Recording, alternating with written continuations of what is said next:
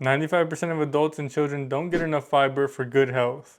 The recommended amount varies between age and gender, but on average it's about 28 grams per day. And on average, people get about 14 grams per day. Think about that, 95%. You're probably in the 95%. Most likely, it's you.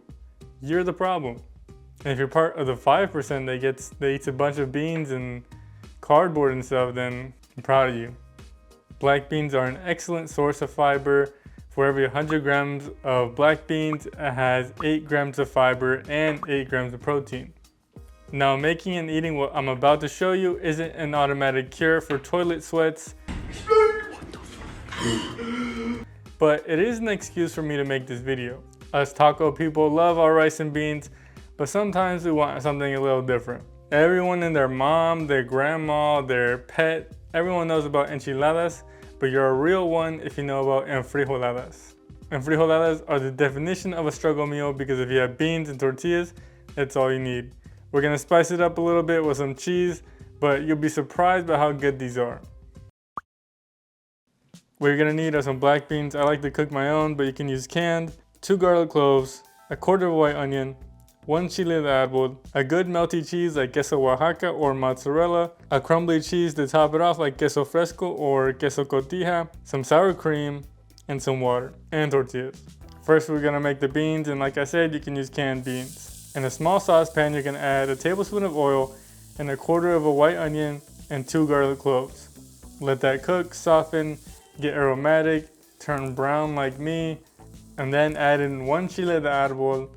And this is just gonna give it a good kick. I swear it needs it. It needs some spice. If you're like someone that can't handle any spice, throw in half a jalapeno or half a serrano, something. But I feel like it's essential to add some spice here. And it's not a spicy dish, especially if you're like me and smother it in sour cream, definitely worth it. But add in that 1 Chile de Arbol, let it toast for like 30 seconds, and then throw in 2 cups of cooked black beans. Let them get to know each other a little bit. Throw it all in the blender, add a big pinch of salt to taste. Make sure you taste it, and blend. I like to blend mine smooth, but if you like it a little bit chunk, that's completely okay. Let me know, are you team smooth or team chunk? Leave a comment down below. Now return this to your pot, keep it on the stove and keep it warm. This is the perfect time to make those tortillas that you've been saying you're gonna try making. And since we're gonna smother this in sauce, it's gonna hide all your horrid mistakes. But if you want to use those sawdust patties that they call tortillas at the store, then feel free to use those, but they might fall apart. Have them warm and ready on the side. In order to drizzle sour cream, we're gonna just loosen it up a little bit. And to loosen it up, I only had heavy cream, so I'm using heavy cream, but you can use heavy cream, milk, or water. And if water sounds weird, you'd be surprised how many restaurants use water to loosen their sour cream. And it's not bad, it just dilutes the flavor a little bit. So add your liquid of choice to your desired consistency, a little bit loose. Throw that on some plastic wrap, roll it up, and practice squeezing it out like you're about to do later. Now we're gonna heat up a nonstick pan from medium low to medium heat. And I know this isn't a nonstick pan, I forgot to grab a nonstick pan, okay? Now for assembly, these are extremely easy. These are probably the easiest thing you're gonna do, and it's definitely easier than watching this whole video. You're gonna dip your tortilla in the bean sauce. What the fuck? And throw that on the pan.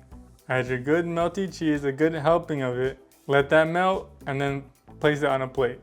And you want to have your plates ready because this is going to go kind of fast. And repeat with all your tortillas until you have no tortillas left. To finish, we're going to smother this in the bean sauce, drizzle with sour cream, and top with our crumbly cotija cheese. Cotija is quite salty, so either go light or undersalt your sauce a little bit. If you love beans, these are a great choice to make, especially if all you have at home are some beans, cheese, and tortillas. I know that sounds really Mexican. Like, I doubt there's a white person out there that they probably only have cheese, to be honest. If you do happen to have beans, cheese, and tortillas at home and you're being lazy, then it's a perfect dish to make. If you found this helpful, send this to a friend that looks like they have a rough time on the toilet. Until next time.